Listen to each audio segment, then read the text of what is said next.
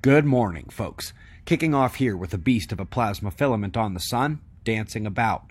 Got a lot of space news to cover today, so let's jump right in, starting at spaceweathernews.com, and we find the last 24 hours on our star with the small and patchy coronal hole just south of the equator, center longitude.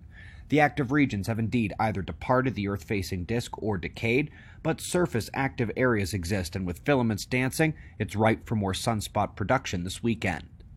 The solar wind is calm. We've seen variability the last few days, but all within that calm and quiet range. Geomagnetic conditions doing its copycat routine, calm and quiet on the KP. Okay, so let's jump right out to space, and the European Southern Observatory working with ALMA have mapped phosphorus, an essential life ingredient on this planet, and done so at both great distance and for the comet 67P. To see the wonderful journey and different experiences phosphorus has in the cosmos, see the excellent article and videos with it. And speaking of life, BPA plastic is detrimental over generational scales. It's been confirmed. From the heart function to cellular activity to the basic electrical conductivity of your body as a whole and in segments, it's bad. And by the way, they are pretty solidly discovering that BPS, the supposed great replacement for BPA, just as bad, if not worse. So as we thank the life molecule phosphorus for giving us an opportunity to make fun of plastic, up next let's watch a jab from a Korea-China collaboration, and while phenomenologically emergent dark energy models probably are not the finish line at the end of the cosmology race, they are certainly better than this snipe hunt for dark matter, which is basically what this paper is saying. Now we're sticking with cosmology, but we are going to take quite the winding dirt road on this one. So Orion. Gorgeous molecular clouds, dust, plasma, gas, and stars. Stars at all stages.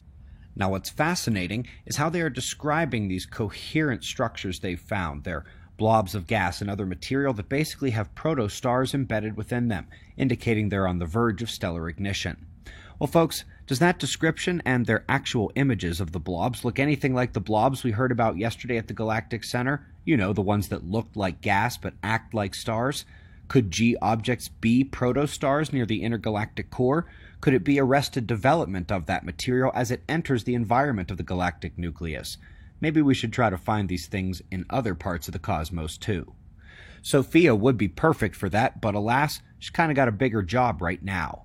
Stepping back from her revolutionizing molecular cloud and star formation science, she also provides numerous wider field surveys in the infrared, like these of the Milky Way. And by the way, I had known of the pistol feature, but not that it was connected to the larger hole by a spiraling helix. Electromagnetic much?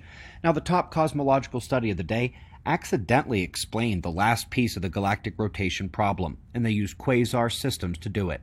So let's review the last 2 years of discoveries at this galactic level. The galaxy doesn't end with the stars, but vast halos of material surround them. They mostly thought they were dark matter, but the lost light of Hubble discovery found that these halos are much more enormous and almost big enough to explain the missing mass they've been looking for, and it's not dark matter, it's normal luminous matter they just missed before.